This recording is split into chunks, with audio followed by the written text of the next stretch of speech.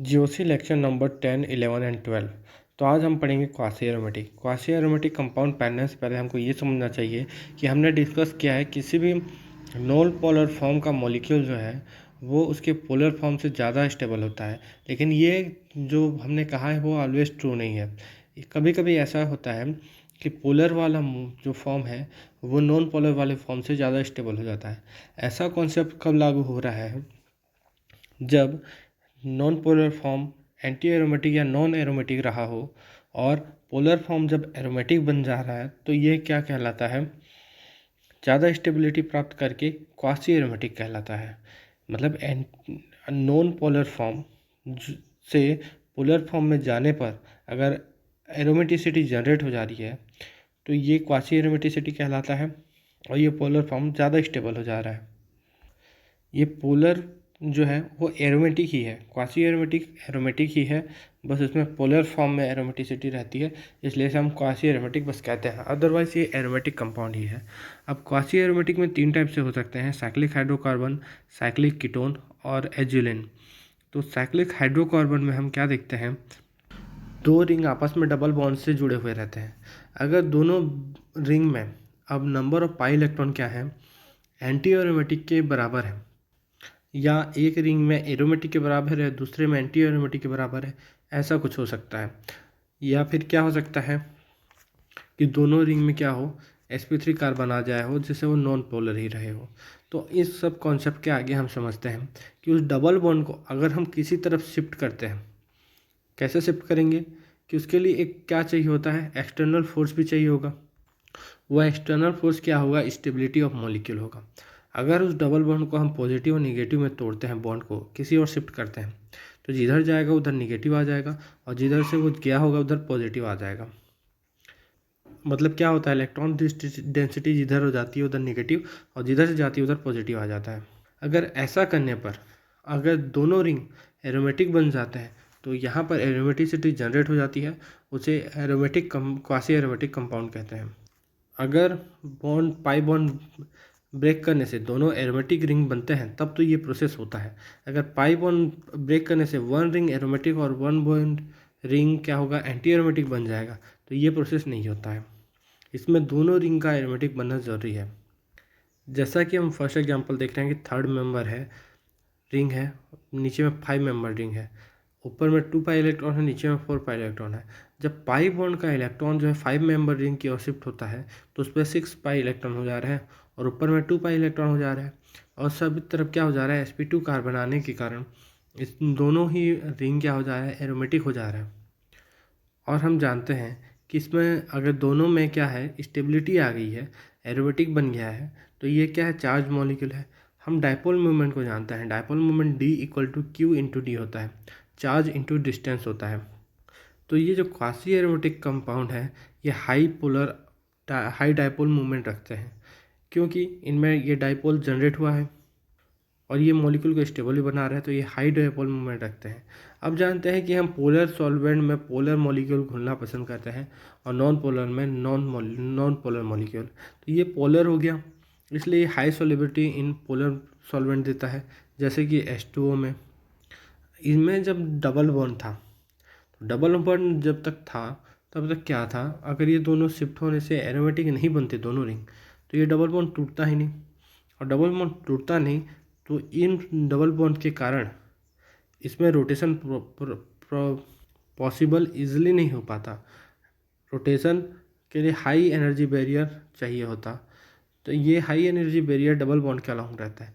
लेकिन यहाँ पर ये सिंगल बॉन्ड में चेंज हो गया है, डबल बॉन्ड टूट के, तो इसके अलॉन्ग क्या हो रहा है? एनर्जी बैरियर बहुत लेस हो गया है, बहुत लेस रिक्वायर्ड है। ये रूम टेम्परेचर में भी रोटेशन कर सकते हैं आप। अब ये क्या देते हैं? इसके अलॉन्ग सिंस ट्रांस कॉन्फर्मेशन भी देते हैं, सॉरी कॉन्फर्मेशन नहीं, कॉन्फ़िगरेशन देते हैं। अब यहाँ डिफरेंट हम एग्जांपल देख रहे हैं जिससे हम समझ सकते हैं कि कौन से क्वासी एरोमेटिक है, कौन से क्वासी एरोमेटिक नहीं है। या तो क्वासी एरोमेटिक होगा या नॉट क्वासी एरोमेटिक, या नॉट एरोमेटिक या क्वासी एरोमेटिक हम टिक करेंगे। यहाँ पर किसी को एंटी एरोमेटिक या नॉन एरोमेटिक टिक नहीं करेंगे। ये क्वासी एरोमेटिक का फर्स्ट टाइप का कॉन्सेप्ट हो गया कि कौन सा क्वासी एरोमेटिक है।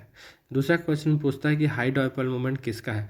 2 मॉलिक्यूल दे देगा उसका पाई बॉन्ड को ब्रेक करना होगा, एक एरोमेटिक बन रहे होंगे आपस में, और दूसरा दोनों रिंग एरोमेटिक ना बन के एक रिंग एरोमेटिक बन रहा होगा।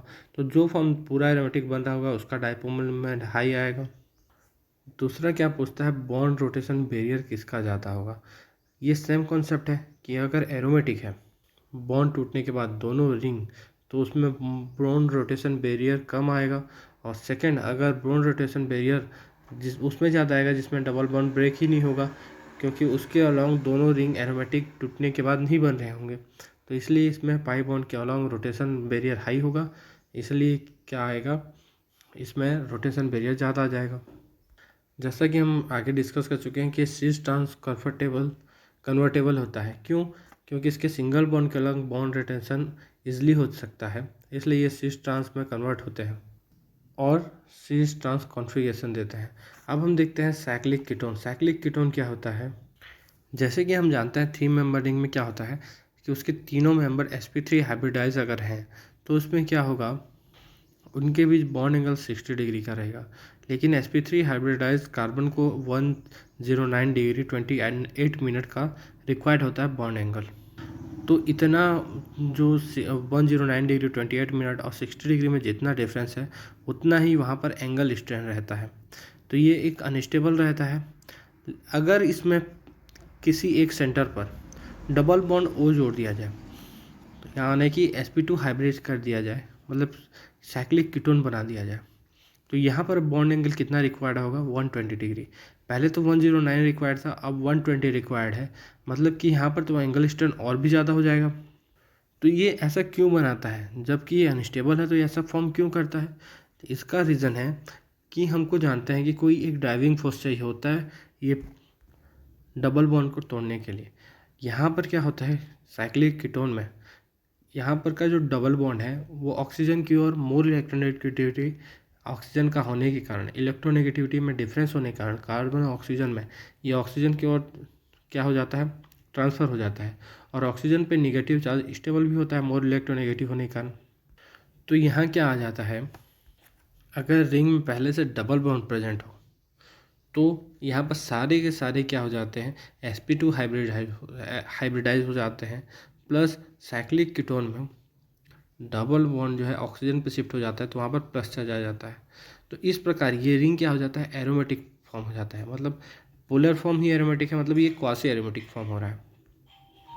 पहला मॉलिक्यूल देखा जिसमें तीनों के तीनों sp3 थे, उसमें एंगल स्ट्रेन थोड़ा कम था। सेकंड मॉलिक्यूल देखे जिसमें एक sp2 है, बाकी 2 sp3 है, तो इसमें भी एंगल स्ट्रेन थोड़ा कम था। फिर दोनों लेकिन अनस्टेबल थे। लेकिन थर्ड मॉलिक्यूल देख रहे हैं जिसमें तीनों के तीनों sp2 है, इसमें बॉन्ड एंगल का स्ट्रेन इतना ज़्यादा हाई है कि इस पर sp2 सब है तो सबको ही बॉन्ड एंगल रिक्वायर्ड था 120 डिग्री, लेकिन ऐसा नहीं मिल पा रहा है। फिर भी ये स्टेबल हो जा रहे हैं, हाईली स्टेबल। क्यों? यहाँ पर एरोमेटिसिटी जनरेट हो गई है, ये क्वासी एरोमेटिसिटी ही इसको स्टेबिलिटी दे रहा है। अब यहाँ पर साइक्लिक कीटोन के भी 3 टाइप के क्वेश्चन बनते हैं। पहला कि इस पे से क्वासी एरोमेटिक या एरोमेटिक कंपाउंड कौन है करके साइक्लिक कीटोन को देगा, जिसको हम उसको क्वासी एरोमेटिक फॉर्म में चेंज करके देखना पड़ेगा। और ध्यान रखना पड़ेगा कि अगर कहीं पर 7 मेंबर से ऊपर का 7 मेंबर के ऊपर वाला कॉन्सेप्ट यहाँ नहीं देखेंगे। सबसे पहले देखेंगे कि कोई एरोमेटिक बन रहा है तो हम उसे एरोमेटिक बोलेंगे, अगर एरोमेटिक नहीं बन रहा है तो वहाँ पर प्रोसेस नहीं होगा, उसे हम नॉट एरोमेटिक कह देंगे। यहाँ पर एंटी एरोमेटिक बन रहा है या नॉन एरोमेटिक बन रहा है, ऐसा कुछ नहीं कहेंगे हम। या तो एरोमेटिक, क्वासी एरोमेटिक या फिर नॉट एरोमेटिक में हम जवाब देंगे। एरोमेटिक और क्वासी एरोमेटिक तो सेम चीज़ है। कभी कभी मिसकंसेप्शन क्या होता है, कॉन्सेप्ट हम गलत समझ लेते हैं कि 7 मेंबर रिंग वाला क्या होना चाहिए, अगर एंटी एरोमेटिक दे रहा है उससे अबव वाला तो वो तो नॉन एरोमेटिक हो जाएगा, अपने आप को कन्वर्ट करके नॉन एरोमेटिक में चला जाएगा।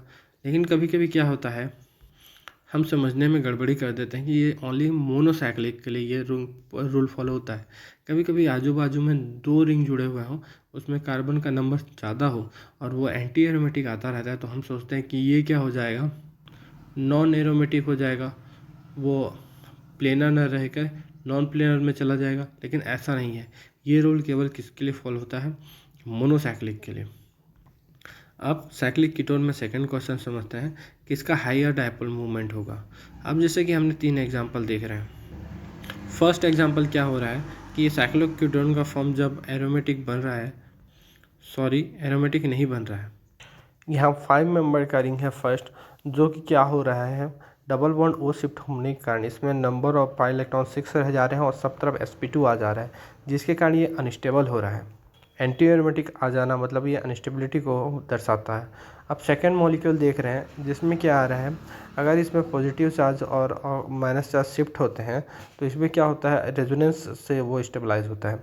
लेकिन थर्ड मॉलिक्यूल क्या होता है, अगर उसमें ऐसा शिफ्टिंग होता है तो वो एरोमेटिक बन जाता है। इसीलिए क्या हो रहा है कि हाई डायपोल में सबसे थर्ड वाले में सबसे ज़्यादा, सेकेंड वाले में रेजोनेंस स्टेबलाइज होने के लिए सेकेंड, और सबसे फर्स्ट वाला अगर ऐसा होता है डायपोल बनता है तो वो सबसे ज़्यादा अनस्टेबल होगा, इसलिए इसमें सबसे लीस्ट डायपोल मूवमेंट रहेगा। या हम कहेंगे वो फॉर्म उस फॉर्म में चेंज ही नहीं होगा क्योंकि वो हाईली अनस्टेबल है। और थर्ड क्वेश्चन पूछता है रेट ऑफ प्रोटोनेशन, मतलब कि कौन जल्दी प्रोटोनेशन करेगा, या जिसे हम बेसिसिटी भी कहते हैं। दोनों कॉन्सेप्ट सेम है। अब हम देखते हैं कि अगर साइक्लिक कीटोन में अगर ऑक्सीजन पर माइनस चार्ज आ जा रहा है तो ये क्या करेगा, ये माइनस चार्ज क्या करेगा, हाइड्रोजन पे अटैक करेगा, प्रोटॉन पे अटैक करेगा और क्या बना लेगा, OH बना लेगा। तो ये प्रोसेस कब हो पाएगा अच्छे से, जब बना हुआ मॉलिक्यूल डाइपोल फॉर्म में ज़्यादा स्टेबलाइज्ड हो, तो ऐसा जो रिएक्शन है रेट फास्ट होगा, अदरवाइज उसका रेट स्लो होगा। जैसे कि फर्स्ट एग्जांपल में क्या हो रहा है कि ये ऐसा फॉर्म अगर डाइपोल में बदल रहा है तो एरोमेटिक बन रहा है, सेकेंड वाला क्या बन रहा है, एंटी एरोमेटिक बन रहा है, और थर्ड वाला रेजोनेंस स्टेबलाइज है। तो इसमें फर्स्ट वाला प्रोसेस सबसे फास्ट होगा, थर्ड वाला उसके बाद होगा, और लास्ट वाले की रेट ऑफ प्रोटोनेशन सबसे कम होगी। अगर हम एजुलिन की बात करें तो एजुलिन क्या होता है, एक साइड 7 मेंबर रिंग होता है, उससे बाजू में 5 मेंबर रिंग जुड़ा होता है। इनमें टोटल 10 पाई इलेक्ट्रॉन रहते हैं। लेकिन क्या होता है, अगर एजुलिन को देखें तो 7 मेंबर रिंग में जो है sp2 हाइब्रिडाइज है वो, और उसमें 6 पाई इलेक्ट्रॉन है, तो एक टाइम पे एक रिंग एरोमेटिक हो सकता था। तो हम क्या करते हैं कि इसको पोलर फॉर्म में कन्वर्ट करते हैं।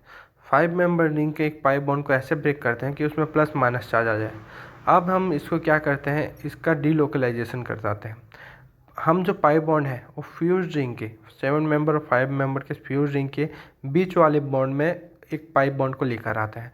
उससे क्या होगा, उस पाई बॉन्ड का जो इलेक्ट्रॉन है वो 7 मेंबर के लिए भी काउंट होगा और 5 मेंबर के लिए भी काउंट होगा। अब इस प्रोसेस के करने के बाद इसमें क्या आ गया, चार्ज आ गया, डाइपोल जनरेट हो गया, और इसमें क्या हो गई, दोनों साइड के रिंग में 6 पाई इलेक्ट्रॉन अवेलेबिलिटी हो गई और उसमें साइक्लिक रेजोनेंस भी आ गया। तो इससे क्या हो गया, दोनों रिंग एरोमेटिक फॉर्म हो गए।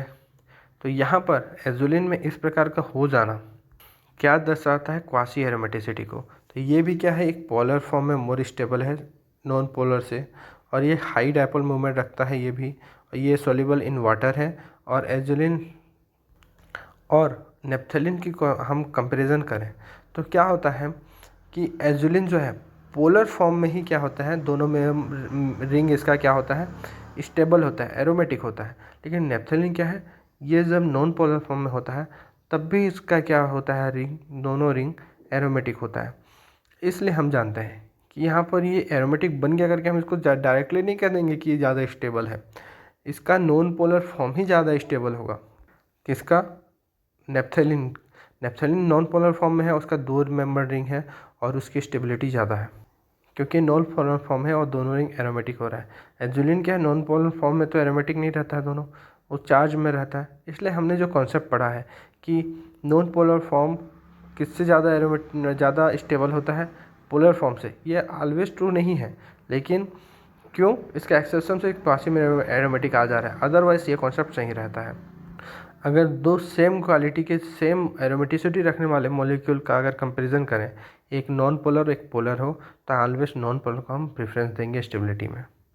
और एक समझने वाली बात यह है कि all quasi aromatic compound are aromatic, but all aromatic compound are not quasi aromatic. और क्वासी एरोमेटिक कंपाउंड भी क्या होते हैं, प्लेनर होते हैं, साइक्लिक होते हैं और साइक्लिक रेजोनेंस रखते हैं। एरोमेटिक की सारी प्रॉपर्टी को फॉलो करते हैं। अब एप्लीकेशन ऑफ एरोमेटिसिटी पार्ट की बात करें तो ये इसका रिएक्शन मैकेनिज्म में सबसे ज़्यादा क्या होता है, यूज़ होता है। जैसे हम रिएक्टेंट है, बीच में इंटरमीडिएट बना है, उसके बाद प्रोडक्ट बनेगा, तो ये जो इंटरमीडिएट बना है वो एरोमेटिक भी हो सकता है और एंटी एरोमेटिक भी हो सकता है। अगर ये एरोमेटिक बनता है तो रिएक्शन अकर होता है, मतलब रिएक्शन होने की चांसेस बढ़ जाते हैं और रिएक्शन होता है। लेकिन एंटी एरोमेटिक बनने पर क्या होता है, इंटरमीडिएट अनस्टेबल है। अनस्टेबल अगर कहीं इंटरमीडिएट बन रहा है तो उसका प्रोडक्ट बनने के चांसेस कम है।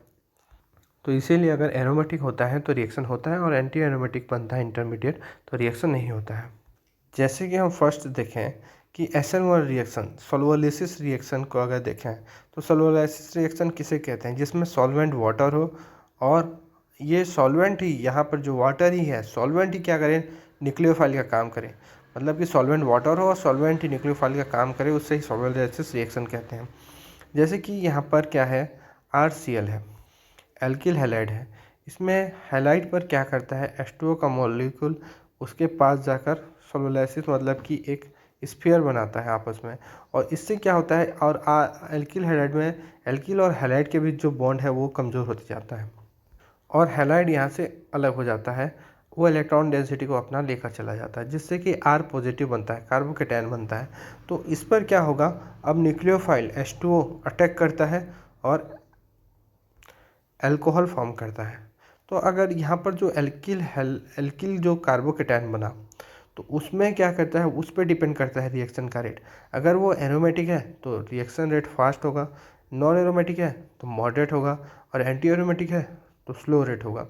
अब हमको क्या करेगा कि हमको 2-3 एग्जांपल दे देगा और एक में एरोमेटिक बन रहा होगा, एक में एंटी एरोमेटिक और एक में नॉन एरोमेटिक।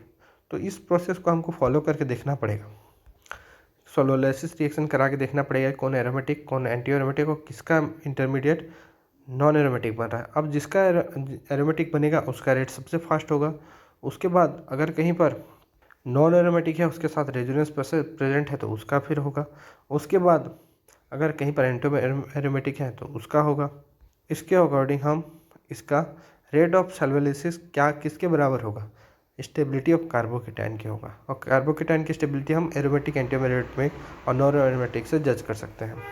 अगर बेंजीन रिंग में प्लस चार्ज है, अगर 7 मेंबर रिंग में प्लस चार्ज है और 6 मेंबर रिंग के बाहर CH2 निकला हुआ है और उस पर प्लस चार्ज है, तो हम क्या डिस्कस कर रहे थे कि 7 मेंबर रिंग में प्लस चार्ज है और बाकी तरफ उसके sp2 कार्बन है जिसमें 3 पाई बॉन्ड है और एक बेंजीन रिंग है जिससे CH2 निकला है जिस पर प्लस चार्ज है। और तो अब देखें कि अब इसमें दोनों में से किसका कार्बोकेटायन ज़्यादा स्टेबल होगा।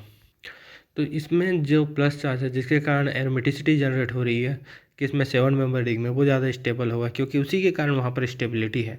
लेकिन सेकंड जो है, दूसरा जो रेजोनेंस से स्टेबलाइज कार्बोकेटायन है वो तो एरोमेटिसिटी उसके कारण नहीं है, वो केवल रेजोनेंस कर रहा है जिसके कारण उसकी स्टेबिलिटी है।